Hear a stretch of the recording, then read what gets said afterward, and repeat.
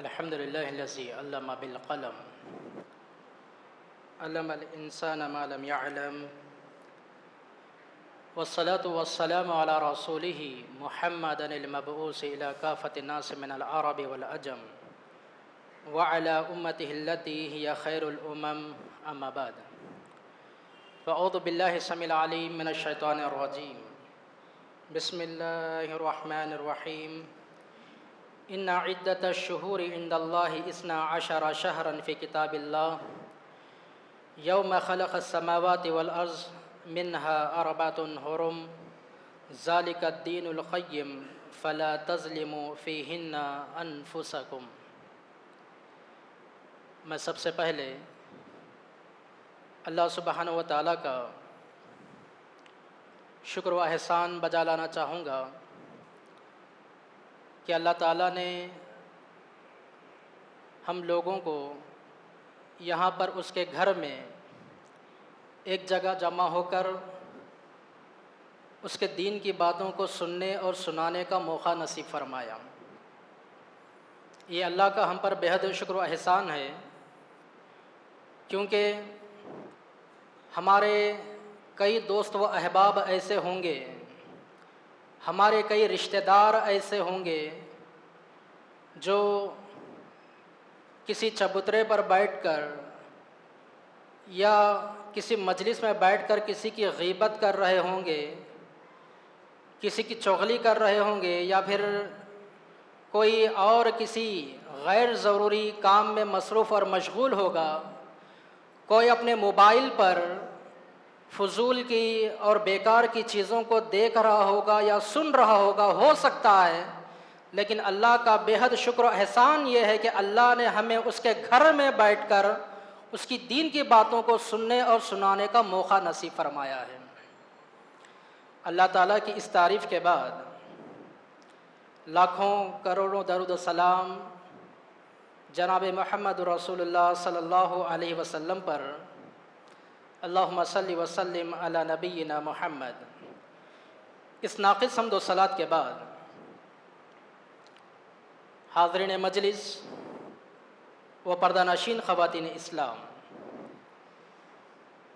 اس مبارک مجلس میں جس موضوع کو لے کر آپ کے پیش نظر بیٹھا ہوا ہوں وہ موضوع ہے ماہ محرم کی شرعی حیثیت۔ اس طرح انگریزی سال کے 12 مہینے ہوتے ہیں، ویسے ہی عربی سال کے بھی 12 مہینے ہیں۔ اللہ تعالیٰ نے ان 12 مہینوں سے متعلق قرآن مجید سورہ توبہ آیت نمبر 36 میں فرمایا، ان عدت الشہور عند اللہ 12 شہرا فی کتاب اللہ۔ اللہ تعالیٰ کے نزدیک اللہ کی کتاب میں مہینوں کی گنتی 12 ہے۔ 12 مہینوں کو اللہ نے بنایا ہے۔ کب سے بنایا؟ یوم خلق السماوات والارض، جب سے اللہ تعالیٰ نے زمین اور آسمان کو پیدا کیا، جب سے اللہ نے زمین اور آسمان کو بنایا، اسی وقت سے اللہ تعالیٰ نے سال کے ان 12 مہینوں کو بنایا۔ اور پھر منہا 4 حرم، اللہ نے کہا کہ ان 12 مہینوں میں سے 4 مہینے حرمت والے مہینے ہیں، عزت والے مہینے ہیں، تعظیم و تکریم والے مہینے ہیں۔ ذالک الدین القیم، یہی مضبوط دین ہے۔ فلا تظلموا فیہن انفسکم، اور تم ان مہینوں میں اپنی جانوں پر ظلم نہ کرو۔ تو اس آیت سے معلوم ہوا کہ سال کے 12 مہینے ہیں، اور ان 12 مہینوں میں 4 مہینے حرمت والے اور عزت والے مہینے ہیں۔ اب سوال یہ پیدا ہوتا ہے کہ آخر وہ 4 مہینے کون سے ہیں؟ بخاری کی حدیث ہے، ابو بکرہ رضی اللہ تعالی عنہ اس حدیث کے راوی ہیں، وہ بیان فرماتے ہیں، قال رسول اللہ صلی اللہ علیہ وسلم السنۃ 12 شہرا منها 4 حرم सलासतुन मुतवालियात ज़ुल्क़ादा व ज़ुल्हिज्जा वल मुहर्रम व रजब। रसूल अकरम सल्लल्लाहु अलैहि वसल्लम ने इस बुखारी की हदीस में फरमाया कि साल के 12 महीने हैं और इन 12 महीनों में से 4 महीने हुर्मत वाले महीने हैं, और उन 4 हुर्मत वाले महीनों का जिक्र करते हुए अल्लाह के रसूल ने फरमाया सलासतुन मुतवालियात, इन 4 में से 3 महीने पै दर पै हैं, यानी एक के बाद दूसरे हैं। और उन महीनों के नाम को गिनाया, ज़ुल्क़ाइदा, ज़ुल्हिज्जा, मुहर्रम व रजब। ये 4 महीने हुर्मत वाले महीने, और इन 4 महीनों में से मुहर्रम के महीने को भी शुमार किया गया है। अब हुर्मत का क्या माना है? हुर्मत का मतलब ये है कि अल्लाह ताला ने इन 4 महीनों को बरकत वाला बनाया है, और इन 4 महीनों की बहुत ही ज़्यादा वैल्यू अल्लाह ताला के पास है। इसीलिए इन 4 महीनों की इज्जत करने का हुक्म दिया गया है, इन 4 महीनों की ताज़ीम करने का हुक्म दिया गया है। इन 4 महीनों में ज़्यादा से ज़्यादा अल्लाह की इबादत वाले काम करने का हुक्म दिया गया है। इन महीनों में गुनाहों से अपने आप को बचाने का हुक्म दिया गया है। ये 12 महीने, उनमें से 4 महीने और ये हुर्मत वाले महीने, वो महीना मुहर्रम का महीना है। और साल की शुरुआत, इस्लामी साल की शुरुआत इसी महीने से होती है। जब ये महीना हमारी ज़िंदगी में आने वाला है और इस महीने की मंजिलत, इसकी क़दर अल्लाह की निगाह में, अल्लाह के रसूल की निगाह में बहुत ही बड़ी आला और अरफा है, तो मुझे और आपको इस महीने में किस तरह ज़िंदगी गुजारना चाहिए? बिल्कुल उसी तरह हम इस महीने में ज़िंदगी गुजारेंगे जिस तरह रसूल अकरम सल्लल्लाहु अलैहि वसल्लम ने ज़िंदगी गुजारा है। हम इस महीने में बिल्कुल उसी तरह ज़िंदगी गुजारेंगे जिस तरह रसूल अकरम सल्लल्लाहु अलैहि वसल्लम ने इस महीने में ज़िंदगी गुजारने का हुक्म दिया है। अफसोस होता है आज के मुसलमानों पर, हमारी ज़िंदगियों में कई मर्तबा मुहर्रम का महीना आ चुका है, लेकिन ना ही मुहर्रम के महीने का कोई ख़याल, ना ही उसकी ताज़ीम का कोई ख़याल, ना ही इसकी इज़्ज़त का कोई ख़याल। जिस तरह हम आम दिनों में अपनी ज़िंदगी को गुजारते हैं, वैसे ही मुहर्रम के महीने में भी हम अपनी ज़िंदगी की गाड़ी को चलाते हैं। हरगिज़ नहीं, इन दिनों में हम लोगों को और ज़्यादा एहतियात के साथ ज़िंदगी गुजारना चाहिए। तो आइए देखते हैं मुख्तसर से वक्त में कि माह मुहर्रम में हमें कौन से काम करना चाहिए, किस तरह हमको ज़िंदगी गुजारना चाहिए, वो कौन से आमाल हैं जो हमें इस मुहर्रम के महीने में करने का हुक्म दिया गया है। सबसे पहली चीज़, इस महीने में हमें अपने जानों पर जुल्म नहीं करना चाहिए, अपनी नफ्स पर, अपनी जान पर जुल्म नहीं करना चाहिए। इसकी दलील सूरह तौबा सूरह नंबर 9 आयत नंबर 36 के आखिरी टुकड़े में अल्लाह ताला फरमाते हैं, फला तज़लिमू फ़ीहिन्ना अनफुसकुम, तुम इन महीनों को जब पालो, जब ये महीने तुम्हारी ज़िंदगी में आ जाएं, मुहर्रम का महीना तुम्हारी ज़िंदगी में आ जाए, फला तज़लिमू फ़ीहिन्ना अनफुसकुम, तुम इस महीने में अपनी जानों पर जुल्म ना करो। अब सवाल यहाँ पर ये पैदा होता है कि अपनी जानों पर जुल्म ना करो, इससे क्या मुराद है, इसका क्या माना और क्या मतलब है? मुहद्दिसीन और मुफस्सिरीन اپنی جانوں پر ظلم نہ کرو، اس کے دو معنی اور دو مطلب بیان کرتے ہیں۔ پہلا معنی اور پہلا مطلب یہ ہے کہ اپنی جانوں پر ظلم نہ کرو، یعنی اس مہینے میں جنگ و جدال نہ کرو، لڑائی جھگڑا نہ کرو، لڑائی جھگڑا نہ کرو۔ اس کی دلیل سورہ بقرہ سورہ نمبر 2 آیت نمبر 217 میں اللہ سبحانہ و تعالیٰ نے فرمایا یسألونک عن الشہر الحرام قتال فیہ قل قتال فیہ کبیر۔ اللہ تعالیٰ نے فرمایا اے نبی، آپ سے لوگ سوال کرتے ہیں، کس بارے میں سوال کرتے ہیں؟ یسألونک عن الشہر الحرام قتال فیہ، اس محرم کے مہینے میں، اس حرمت والے مہینے میں جنگ و جدال کرنے کے بارے میں آپ سے سوال کرتے ہیں کہ اس مہینے میں جنگ کی جائے یا نہ کی جائے۔ لوگ آپ کو پوچھتے ہیں، قل اے نبی آپ ان لوگوں سے کہہ دیجئے، کیا کہہ دیجئے؟ قتال فیہ کبیر، اس مہینے میں لڑائی کرنا، اس مہینے میں جنگ کرنا بہت بڑا گناہ ہے۔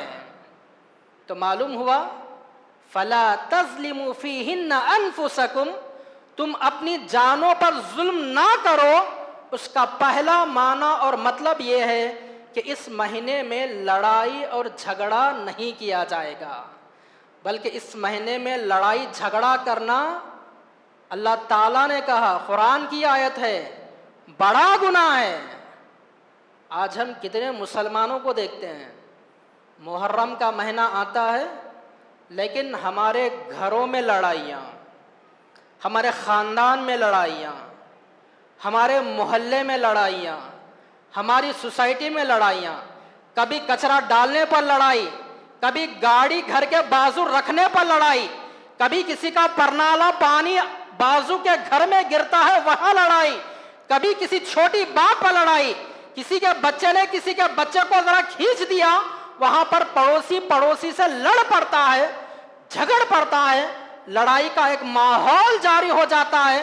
بچوں سے لڑائی عورتوں تک، عورتوں سے بڑوں تک، بڑوں سے بوڑھے اور بچوں تک یہ لڑائی پھیلتی جاتی ہے، جبکہ اس مہینے میں لڑائی جھگڑا کرنے سے اللہ تعالیٰ نے منع کیا ہے۔ اسی طرح اپنی جانوں پر ظلم نہ کرو، اس کا دوسرا معنی اور دوسرا مطلب مفسرین اور محدثین بیان کرتے ہیں کہ اللہ کی نافرمانی سے بچو۔ پہلا معنی جنگ و جدال نہ کرو، دوسرا معنی ظلم کا، اس مہینے میں اللہ کی نافرمانی سے بچو۔ جو بھی اللہ کی نافرمانی والے کام ہیں، چاہے نماز نہ پڑھنے والی نافرمانی ہو رہی ہو، چاہے شراب پینے کی نافرمانی ہو، چاہے جوا کھیلنے کی نافرمانی ہو، جھوٹ بولنے کی نافرمانی ہو، غیبت کرنے کی نافرمانی ہو، کسی کے دل کو دکھانے کی نافرمانی ہو، کوئی بھی کام جس سے اللہ ناراض ہوتا ہے، جس سے اللہ خوش نہیں ہوتا، ایسے ہر کام سے اس مہینے میں اپنے آپ کو بچانے کا حکم دیا گیا ہے۔ حافظ ابن کثیر اپنی تفسیر ابن کثیر میں اس سورۃ توبہ کی آیت کی تفسیر کرتے ہوئے لکھتے ہیں کہ اللہ تعالیٰ نے اس آیت کے ٹکڑے میں اپنی جانوں پر ظلم نہ کرو جس بات کا حکم دیا ہے، اس سے مراد یہ ہے کہ تم لوگ اللہ کی ہر نافرمانی والے کام سے اپنے آپ کو اس مہینے میں بچاؤ، اور جہاں پر اللہ تعالیٰ حرمت والے مہینے میں کسی بھی نیکی کا ثواب ڈبل دیتا ہے، کسی بھی نیکی کے کام کرنے پر ڈبل ثواب ملتا ہے، حافظ ابن کثیر کہتے ہیں کہ وہیں پر اگر کوئی انسان اس حرمت والے مہینے میں کوئی گناہ کا کام کرتا ہے تو ڈبل گناہ اس کے نام اعمال میں لکھا جاتا ہے۔ یعنی اگر کوئی ایک جھوٹ بولتا ہے، ڈبل جھوٹ بولنے کا گناہ لکھا جائے گا۔ اگر کوئی اس مہینے میں ایک چوری کرتا ہے 2 چوری کرنے کا گناہ لکھا جائے گا. اگر اس مہینے میں ایک مرتبہ زنا کرتا ہے 2 زنا کرنے کا گناہ لکھا جائے گا. اور زنا ہماری نگاہ میں آج صرف یہاں تک محدود ہو چکا ہے، 2 جسم کے ملاپ کو آج ہم زنا سمجھتے ہیں، ایک مرد اور عورت کے جسم کے ملاپ کو ہم زنا سمجھتے ہیں، جبکہ زنا کے بارے میں رسول اکرم صلی اللہ علیہ وسلم کی حدیث ہے، آنکھ کا بھی زنا ہوتا ہے، کان کا بھی زنا ہوتا ہے، زبان کا زنا ہوتا ہے. آنکھ کا زنا یہ ہے کہ انسان اپنی آنکھ سے کسی بری اور بے حیائی چیز کو دیکھے. کان کا زنا یہ ہے کہ انسان اپنے کان سے کسی بے حیائی چیزوں کو سنے. اور زبان کا زنا یہ ہے کہ انسان اپنی زبان سے کسی بے حیائی والی باتوں کو کرے. آج غور کیجئے، یہ جو اسمارٹ فون ہمارے ہاتھوں میں ہے، ہماری جیب میں ہے، آسانی کے ساتھ ایک کلک پر ایک انگلی گھما کر آج ہم سے زنا پر زنا ہو رہا ہے. کہیں پر بے حیائی والی تصاویر کو دیکھا جا رہا ہے، کہیں پر بے حیائی والے ویڈیوز کو دیکھا جا رہا ہے. ٹک ٹاک کا زمانہ ہے، یوٹیوب کا زمانہ ہے. آج بس انگلی گھمانے کی ضرورت ہے، انگلی کے دبانے کی ضرورت ہے، وہ تمام بے حیائی کی چیزیں ہماری نگاہوں کے سامنے آ جاتی ہیں. یاد رکھ لیجئے، ان انگلیوں سے، ان انگلیوں کے پوروں سے جو ہم اپنے موبائل پر ان گندی تصاویر کو کلک کرتے ہیں، قرآن مجید سے ہمیں پتہ چلتا ہے، ان آیات کی تفاسیر سے ہمیں پتہ چلتا ہے، احادیث سے ہمیں پتہ چلتا ہے کہ قیامت کے دن اللہ سبحانہ و تعالی زبان کو لاک لگا دے گا اور سارے اعضاء کو زبان دے دے گا. ہاتھ کو زبان دی جائے گی، انگلیوں کو زبان دی جائے گی، پیروں کو زبان دی جائے گی. ہر وہ ہمارا جسم کا پارٹ جس سے ہم نے کوئی گناہ کا کام کیا تھا، کوئی برائی کا کام کیا تھا، ہر ہمارے جسم کا حصہ وہاں پر اللہ کی بارگاہ میں گواہی دے گا. اللہ کی بارگاہ میں یہ انگلیاں جو ہمارے موبائل پر چلتی تھی، یہ انگلیاں کہیں گی اے اللہ تیرا یہ بندہ اپنی ان انگلیوں سے گندی تصاویر کو کلک کرتا تھا، گندے ویڈیوز کو کلک کرتا تھا. یہ آنکھیں وہاں پر کہیں گی ان آنکھوں سے ان بے حیائی کی چیزوں کو یہ بندہ دیکھا کرتا تھا. ہمارا عالم وہاں پر کیا ہوگا، ہماری وہاں پر حالت کیا ہوگی جب یہ ساری چیزیں اللہ کی بارگاہ میں گواہی دیں گی. بتانے کا مطلب یہ ہے کہ ایک گناہ کا بدلہ ڈبل کر کے اس حرمت والے مہینے میں نام اعمال میں لکھا جاتا ہے. اسی لیے ہمیں ہر قسم کے زنا سے، ویسے تو سال کے 12 مہینے ہمیں زنا سے بچنا ہے، سال کے 12 مہینے ہمیں اللہ کی نافرمانی سے بچنا ہے، سال کے 12 مہینے ہمیں جھوٹ سے بچنا ہے، سال کے 12 مہینے ہمیں لڑائی جھگڑے سے بچنا ہے. لیکن اس حرمت والے مہینے میں اور زیادہ ہمیں احتیاط کے ساتھ اپنی زندگی کو گزارنا چاہیے، اور زیادہ اللہ کی نافرمانی والے کاموں سے ہمیں بچنے کی کوشش کرنا چاہیے. اسی طرح اس حرمت والے مہینے میں جو کرنے کے کام ہیں، ان کاموں میں سے دوسرا کام عاشوراء کا روزہ رکھنا ہے. یعنی محرم کی جب 10 تاریخ آتی ہے، جسے عاشوراء کا دن کہا جاتا ہے، عاشوراء کے دن روزہ رکھنے کا حکم دیا گیا. اس کی دلیل مسلم شریف کی حدیث ہے، قال رسول اللہ صلی اللہ علیہ وسلم افضل الصیام بعد رمضان شہر اللہ المحرم. رسول اکرم صلی اللہ علیہ وسلم فرماتے ہیں، رمضان کے روزوں کے بعد، رمضان کے روزوں کے بعد اگر کوئی افضل روزہ ہے، اگر کوئی زیادہ ثواب والا روزہ ہے، شہر اللہ المحرم، تو وہ محرم کے مہینے کا روزہ ہے۔ دوسری دلیل بخاری کی حدیث ہے، ابن عباس رضی اللہ تعالیٰ عنہ حدیث کے راوی ہیں، ان ابن عباس رضی اللہ تعالیٰ عنہ قال قال رسول اللہ صلی اللہ علیہ وسلم، ان ابن عباس رضی اللہ تعالیٰ عنہ قال ما رأيت النبي يتحرى صيام يوم فضله على غيره الا هذا اليوم یوم عاشوراء۔ ابن عباس فرماتے ہیں کہ میں نے رسول اکرم صلی اللہ علیہ وسلم کو کسی بھی روزے کو اتنا زیادہ فضیلت دیتے ہوئے اور اتنا زیادہ تلاش کرتے ہوئے نہیں دیکھا جتنا زیادہ اہمیت اور فضیلت اللہ کے رسول عاشوراء کے روزے کو دیا کرتے تھے۔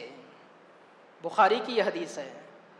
اور جب رسول اکرم صلی اللہ علیہ وسلم نے مدینہ میں اپنے صحابہ اور صحابیات کو یہ 10 محرم کا روزہ رکھنے کا حکم دیا تو اس وقت میں صحابہ اور صحابیات وہ خود روزہ رکھتے تھے، یہاں تک کہ اس کی فضیلت کے پیش نظر، اس کی اہمیت کے پیش نظر، اس کے ثواب کو دیکھ کر صحابہ اور صحابیات اپنے چھوٹے چھوٹے بچوں کو بھی یہ روزہ رکھایا کرتے تھے۔ اس کی دلیل ربیع بنت معوذ اس حدیث کے راویہ ہیں، مسلم شریف کی یہ حدیث ہے، وہ بیان کرتی ہیں کہ رسول اکرم صلی اللہ علیہ وسلم نے جب مدینہ میں اس 10 محرم کے روزے کو رکھنے کا حکم دیا تو ہم مرد لوگ بھی روزہ رکھتے تھے، عورتیں بھی روزہ رکھتی تھیں، اور ہم لوگ اپنے بچوں کو بھی روزہ رکھاتے تھے، یہاں تک کہ جب بچے بھوک کی وجہ سے روتے تھے، روزے کی حالت میں وہ بچے بھوک کی وجہ سے روتے تھے تو ربیع بنت معوذ کہتی ہیں کہ ہم لوگ اپنے بچوں کو کھلونے دے دیا کرتے تھے تاکہ وہ کھیلنے میں ان کا دل لگ جائے اور وہ افطار تک بھوک کو بھول جائیں۔ افطار کے وقت تک ہم اپنے بچوں کو کھیل میں مگن کر دیا کرتے تھے۔ غور کیجئے صحابہ اور صحابیات کتنا زیادہ اس 10 محرم کے روزے کو اہمیت دیا کرتے تھے، وہ خود بھی رہتے اور اپنے چھوٹے بچوں کو بھی یہ روزہ رکھایا کرتے تھے۔ اسی طرح بخاری کے ایک حدیث ہے، عبداللہ بن عباس رضی اللہ تعالیٰ عنہ اس حدیث کا راوی ہیں، وہ بیان کرتے ہیں کہ رسول اللہ صلی اللہ علیہ وسلم نے جب مدینہ آپ صلی اللہ علیہ وسلم آئے اور وہاں پر دیکھا کہ مدینہ کے یہودی 10 محرم کو روزہ رکھ رہے ہیں، اللہ کے رسول نے یہودیوں سے پوچھا کہ تم لوگ 10 محرم کو کیوں روزہ رکھتے ہو؟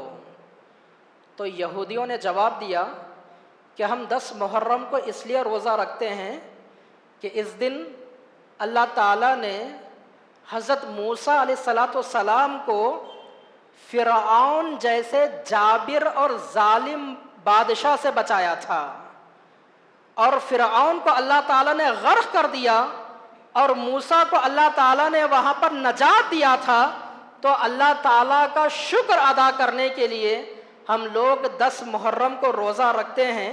تو یہ سن کر اللہ کے رسول نے فرمایا فَنَحْنُ أَحَقُّ وَأَوْلَى بِمُوسَىٰ مِنْكُمْ، اگر تم اس وجہ سے روزہ رکھتے ہو تو ہم لوگ تم سے زیادہ اس بات کا حق رکھتے ہیں، ہم موسیٰ سے تم سے زیادہ قریب ہیں، ہم زیادہ حق رکھتے ہیں کہ ہم 10 محرم کو روزہ رکھیں۔ اور صحابہ میں اعلان کر دیا کہ 10 محرم کا روزہ رکھا جائے، اور پھر یہودیوں کی مخالفت کرنے کے لیے اللہ کے رسول صلی اللہ علیہ وسلم نے کہا کہ تم لوگ 10 محرم کے ساتھ ایک اور روزے کو ملا لو، اب احادیث میں اختلاف ہے، محدثین میں اختلاف ہے کہ وہ ایک روزہ ہمیں کب ملانا چاہیے، یعنی 10 تاریخ کو تو اصل روزہ ہے، اب 9 تاریخ کو ہم ملا کر 9 اور 10 محرم کو روزہ رکھیں گے، یا 10 تاریخ کے ساتھ 11 تاریخ کو ملا کر 10 اور 11 محرم کو ہم روزہ رکھیں گے. تو سب سے پہلے اس سلسلے میں مصنف عبد الرزاق کی ایک حدیث ہے، ابن عباس رضی اللہ تعالی عنہ اس حدیث کے راوی ہیں، وہ بیان فرماتے ہیں خالف الیہود وصوموا التاسع والعاشرہ، اے لوگوں تم لوگ عاشورہ کا روزہ رکھو اور اس روزہ رکھنے میں یہودیوں کی مخالفت کرو. یہودیوں کی مخالفت میں التاسع والعاشرہ، 9 محرم کو اور 10 محرم کو تم یہ روزہ رکھو. اور ایک اور حدیث عبداللہ بن عباس وہی اس حدیث کے راوی ہیں، وہ اللہ کے رسول کی ایک حدیث کو بیان کرتے ہیں. آپ صلی اللہ علیہ وسلم نے فرمایا صوموا یوم عاشوراء وخالفوا الیہود وصوموا قبلہ یوما او بعدہ یوما، تم لوگ عاشوراء کا روزہ رکھو اور اس روزے میں یہودیوں کی مخالفت کرو، اور مخالفت کرنے کے لیے ایک دن پہلے روزہ رکھو یا ایک دن بعد میں روزہ رکھو. لیکن محدثین جو راجح بات اس سلسلے میں بتاتے ہیں وہ محرم کا 9 اور 10 تاریخ کا روزہ ہے. 9 اور 10 تاریخ کو روزہ رکھنا یہ زیادہ بہتر اور راجح قول ہے، اس لیے ہمیں چاہیے کہ ہم محرم کی 9 اور 10 تاریخ کو اس روزے کا اہتمام کریں. اب سوال یہ پیدا ہوتا ہے کہ یہ روزہ رکھنے سے ہمیں کیا ثواب ملنے والا ہے، یہ روزہ رکھنے سے ہمیں کیا انعام ملنے والا ہے؟ اس کا انعام 1 سال کے گناہ اللہ تعالیٰ معاف کر دے گا. اس کی دلیل مسلم شریف کی حدیث ہے، عن ابی قتادہ رضی اللہ تعالی عنہ قال سئل رسول اللہ صلی اللہ علیہ وسلم عن یوم عاشوراء قال یکفر السنة الماضیہ. ابو قتادہ فرماتے ہیں کہ اللہ کے رسول سے عاشوراء کے روزے کے بارے میں سوال کیا گیا، اللہ کے رسول اگر ہم یہ روزہ رکھیں گے تو ہمیں کیا ثواب ملنے والا ہے؟ تو آپ صلی اللہ علیہ وسلم نے فرمایا یکفر السنة الماضیہ، یہ روزہ پچھلے 1 سال کے گناہوں کو معاف کروا دیتا ہے. یہ کوئی معمولی بات نہیں ہے. 1 سال کے گناہوں کو معاف کروانا یہ کوئی چھوٹی بات نہیں ہے. آپ خود اپنے دل پر ہاتھ رکھ کر یہ بتائیں، ہر کوئی ٹھنڈے دماغ سے یہ سوچے کہ آج ہماری زندگی کیسے کیسے گناہوں میں گزر رہی ہے. آج ہماری صبح ہوتی ہے تو گناہوں میں، آج ہماری شام ہوتی ہے تو گناہوں میں، آج ہماری رات ہوتی ہے تو گناہوں میں. آج ہم ہر قسم کا گناہ کر رہے ہیں. چھوٹے گناہ بھی ہم سے ہو رہے ہیں، بڑے گناہ بھی ہم سے ہو رہے ہیں. جان بوجھ کر بھی ہم گناہ کر رہے ہیں، انجانے میں بھی ہم سے گناہ ہو رہے ہیں، بھری مجلس میں ہم سے گناہ ہو رہے ہیں، بند کمرے میں ہم سے گناہ ہو رہے ہیں. اگر ان گناہوں کے بوجھ کو لے کر اگر ہم اللہ کی بارگاہ میں پہنچیں گے اور ان گناہوں کے بوجھ کی وجہ سے اللہ ہمیں سزا دینے پر آ جائے تو اللہ کی سزا کو وہاں پر ہم برداشت نہیں کر سکتے. اگر ہم چاہتے ہیں کہ یہ گناہوں کا بوجھ ہماری پیٹھ سے اتر جائے، ہماری زندگی سے یہ گناہ صاف ہو جائیں، ہماری زندگی سے یہ گناہ دھل جائیں، ہماری زندگی سے ان گناہوں کو معاف کر دیا جائے، تو ہمیں یہ عاشوراء کا روزہ رکھنا چاہیے. 1 سال کے گناہ یہ عاشوراء کا روزہ اللہ کی بارگاہ میں معاف کراتا ہے. کوئی معمولی چیز نہیں ہے. اتنی بڑی فضیلت، اتنا حرمت والا مہینہ، اتنا تعظیم والا مہینہ، لیکن افسوس آج کے نام نہاد مسلمان اس مہینے میں جہاں پر اللہ کی نافرمانی سے بچنے کا حکم دیا گیا، آج کے نام نہاد مسلمان اتنا ہی زیادہ اس مہینے میں اللہ کی نافرمانی والے کام کرتے ہیں. اس مہینے میں سب سے بڑا گناہ شرک جیسا گناہ کیا جاتا ہے. محرم کے نام پر मुहर्रम के पंजे बिठाकर, मुहर्रम के वो ताजियों को बिठाकर, मुहर्रम के उन पंजों के सामने, अल्लाह के सामने जिस तरह खड़ा होना है उस तरह उन पंजों के सामने खड़े होते हैं। अल्लाह के सामने जिस तरह अपने सर को झुकाना है उन पंजों के सामने आज के मुसलमान अपने सरों को झुका रहे हैं।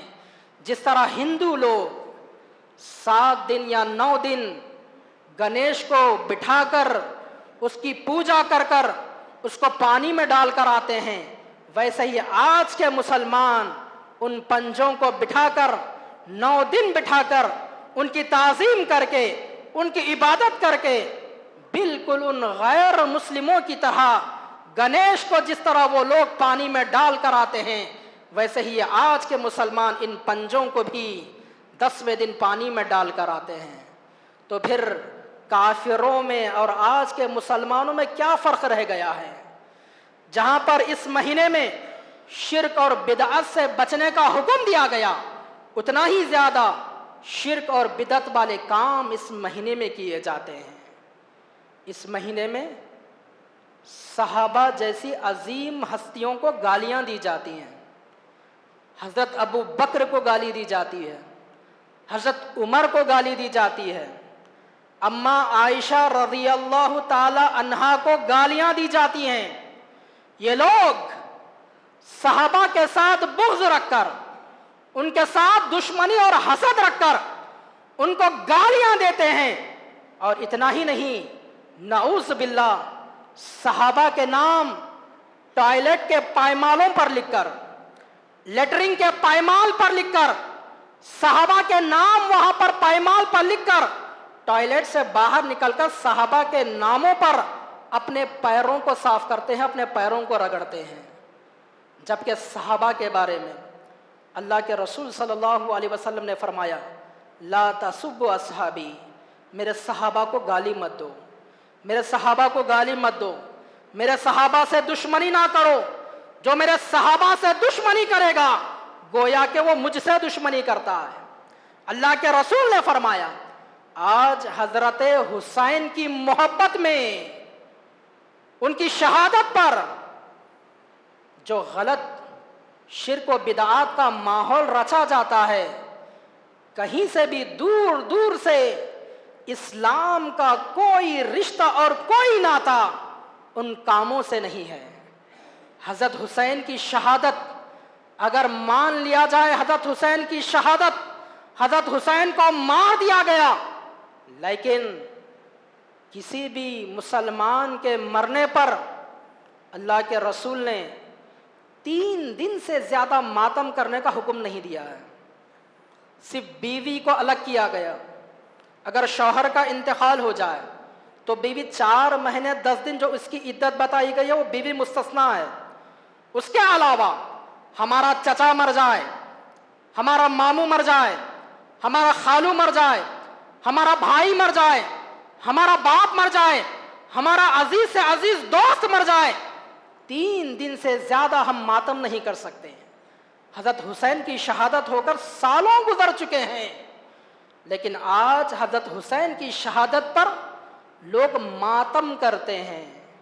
मातम करने से मना किया गया, अल्लाह के रसूल की वाज़ेह हदीस है। मातम के साथ साथ नौहा किया जाता है। नौहा यानी अपनी छाती को मार मार कर रोना, अपने बालों को खींच कर रोना, अपने कपड़ों को फाड़ कर रोना और अपनी छाती पर, अपनी पीठ पर ब्लेड से काट कर खून बहा कर रोना, इसे नौहा कहा जाता है।